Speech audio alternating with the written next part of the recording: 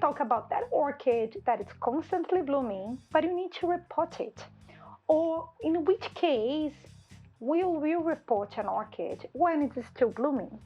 Because when we talk about reporting orchids or reporting new orchids, especially if you're a beginner, we will always mostly advise you to wait for these plants to lose their blooms or to cut the flower spike before you repot that plant, because that's when the plant will start growing new roots, new leaves, or maybe new growths. So when should we repot the orchid even so it has blooms? And maybe you don't need to cut the flower spike. That's the subject of today's video. If that's something that would like to know a little bit more about, if you want to have a repotting with me, stay here and let's dive in. I have here my Paphiopedilum Pinocchio. I've showed these in other videos. I have a short about it and I have what's in bloom. I think I showed it twice. And this one is a Paphiopedilum. Paphiopedilum, they are also known as sleeper orchids. They are terrestrial or semi-terrestrial orchids, generally speaking.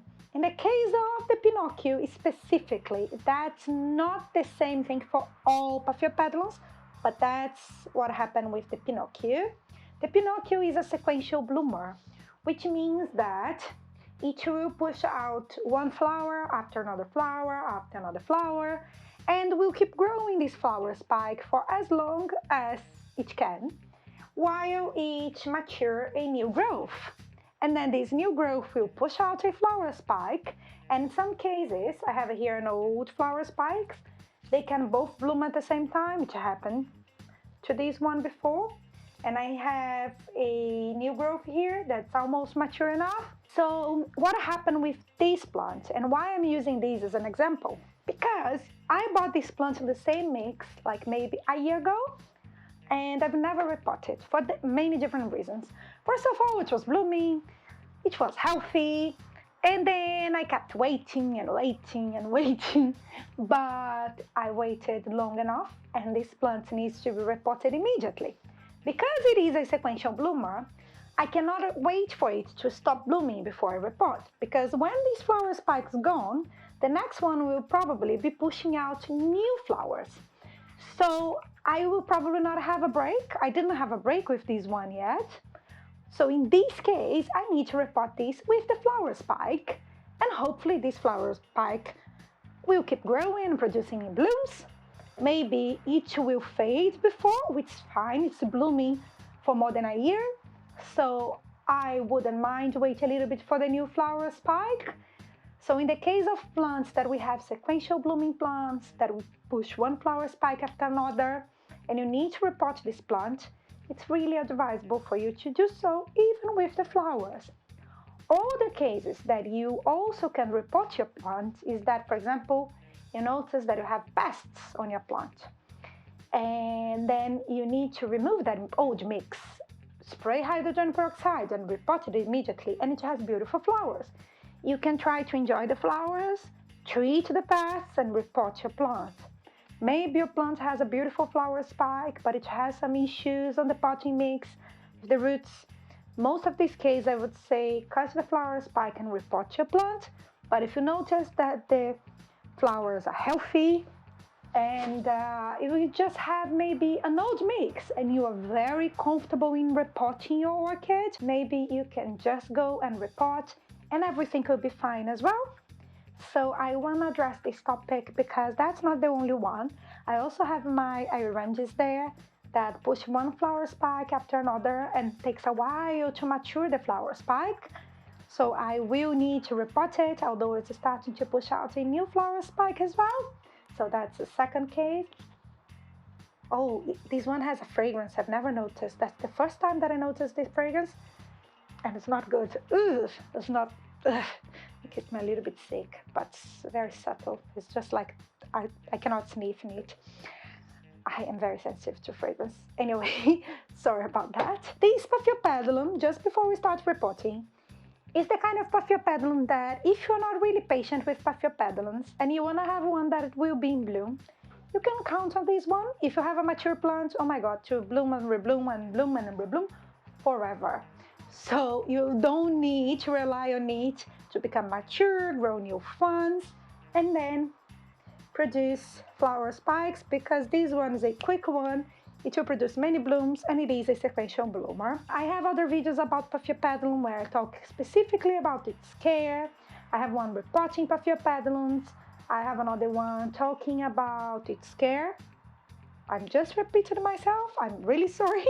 I will link these videos down below for you, but today we're going to talk about these ones that we need to repot when they are in bloom. So let's start. If you know myself and you know my style, I usually use organic mix for my orchids. I have never been really adventurous because orchid mix, they are expensive, so I rather spend a lot with the mixes that I have. So when I think about trying new things, I wasn't brave enough yet. But I usually pot most of my orchids with bark and sphagnum moss. This one is a semi-terrestrial. I will probably add a little bit more than moss than bark, but I grab everything now to start repotting, and we can talk about how I'm going to repot the Pinocchio, and that's it. Let's start. By the way, before I start probably repotting, we have to unpot this plant that's not smelling very well, by the way, which is another sign. It's not a mix, it's the fragrance of the flower. This flower is truly the flower. Everybody says that the only Paphiopedilum that's fragrant is the Lenatia, but this thing is fragrant, and it's not the type of fragrance that I like. Anyway, so I need to cut the old spike. There we go. You have to watch the other video if you don't know anything about Paphiopedilums, but these little things here, although the leaves sometimes they are similar to Phalaenopsis leaves, they are not monopodious like Phalaenopsis. They are sympodious, so they work more like oncidiums or cattleyas. They push out one growth after the other one. They are called fans, so this is the newest fan. I need to remove this one out of its pot. Imagine how long this plant is here. Forever, because I've never repotted. It came inside this mix.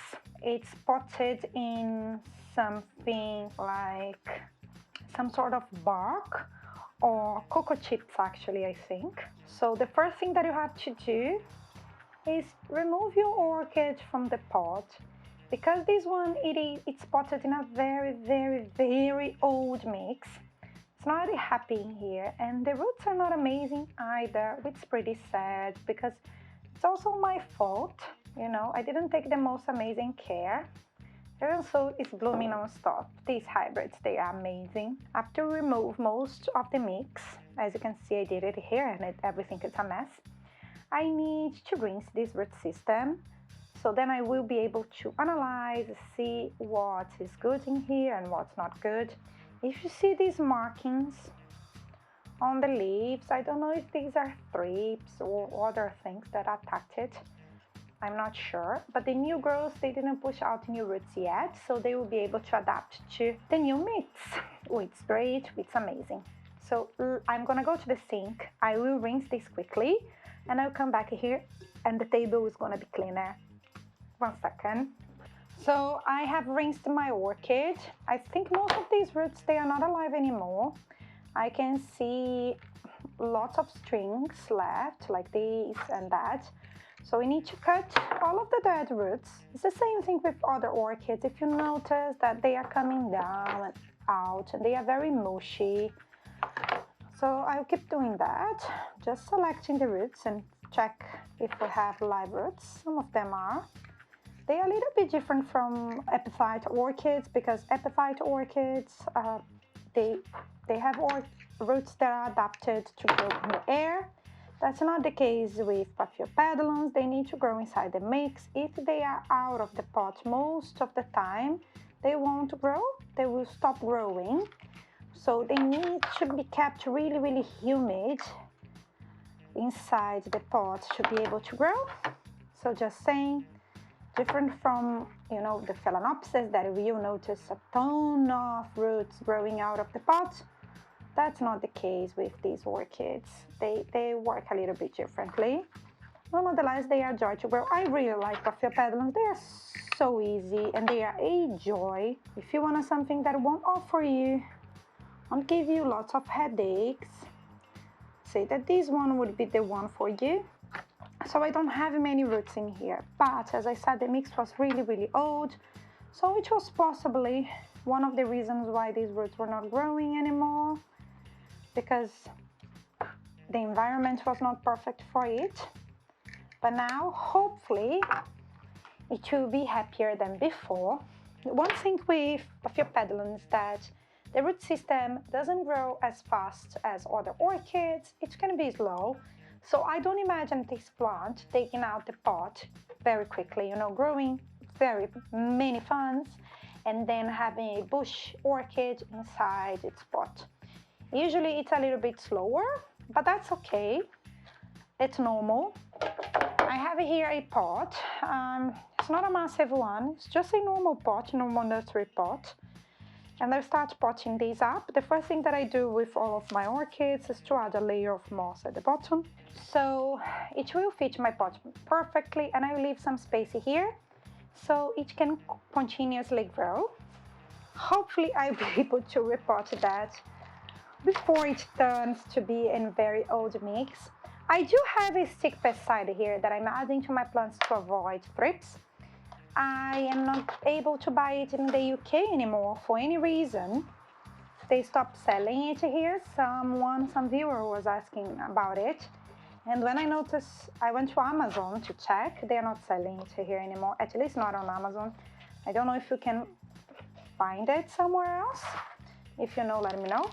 But yeah, so I'm making good use of the ones that I still have. Thanks God I'm not seeing thrips around. I do have other pests, maybe some spider mites, but not thrips, which is amazing. So as I mentioned before, these plants, they love their humidity. They love to have lots of humidity around the root system. So we can pot them a little bit different from other epiphytes. You can maybe play with different mixes. I have never tried soil or something similar to soil. Maybe some cocoa chips or cocoa husk. I have never tried it before, but it does well with moss and bark, but I do add more moss than I add when I repot to other orchids, especially epiphyte orchids. So you have to play with the ratio a little bit. Bear in mind, I live in a supposedly cold country that it's having the warmest of autumns. I think we'll come to a point where we don't have winter anymore. Anyway, sorry to be sad at this point, not talking about it. Let's talk about orchids. So that's what I'm doing, just adding moss, layer of moss after layer of moss, and a little bit of bark chips to aerate the mix a little bit. Fingers crossed, these won't suffer on the new mix and will grow healthily, because it was very stressed on the very old mix. The roots were not healthy or happy at all. And now I have an opportunity to offer it something completely new, which is amazing. But as you can see, they are pretty resilient. It has been on that mix forever, and you can still push out a new fun and manage to bloom and rebloom and rebloom, and it's hanging in there. Sometimes we get so worried about some of our orchids, but some of them, they are very tough. You know, I know that we have the sensitive ones out there as well. Talking about that, I may do a video about the plants or the orchids. They are the most difficult ones for me. But Paphiopedilums is not one of them. These are amazing plants if you have the patience to see them grow. If you love sleeper orchids, I have never tried Sphagnum pigeons. I'm gonna write the name below. There is one red Sphagnum pigeon that I find the flowers so beautiful, gorgeous, but they are expensive, and apparently they are finicky orchids, so I didn't buy them. I saw them for sale last year, but one day, who knows. For now, we'll stick to my Paphiopedilums and I'm happy with them. I honestly like them, and this one is definitely fragrant, and I don't know how I haven't noticed that before, because usually it doesn't sit in my living room. This one is in my bathroom, the one where I place my plants, the one where I have the cool growing orchids. That's where this sits. So I don't sense its fragrance, never ever, but I just notice, and it's not pleasant. Not, at least not for me. I don't know. Anyway, my plant is fully potted. I will just give it some water and I'm gonna conclude the video. 1 second. The flower uses a lot of energy from your plant, so if you notice that the plant becomes really stressed after you repot it, if you notice that the leaves are lumpy, wrinkled, and all the signs that indicates that your plant is suffering, I would advise you to cut the flower spike, wait for the new growth to mature and to become mature enough, and then you will have a healthy plant in the future that hopefully will push out a new flower spike and you have new blooms. This one has blooming for a while, so I have 1, 2, 3, 4, 5, 6, 7, 8, 9, 10, 11 blooms on the same flower spike. So even if I decide to cut it now, it's okay. I have a Paphiopedilum in bloom for a year. That's something for you to bear in mind. And more than that, if you have any sort of content, something that you'd like me to talk about, let me know down below. I have been not very good at keeping my schedules with my videos. Last week was a very busy week at work. I promise it's not gonna happen this week. I have the script ready. I know what I'm gonna talk about. So don't worry, I have a video almost ready for you and I will keep it, hopefully, fingers crossed, to the schedule. So I have a new video on Wednesday, and that was everything that I want to tell you about. If you enjoyed this video, hit the like button, leave a comment down below. I hope to see you next time. Bye bye.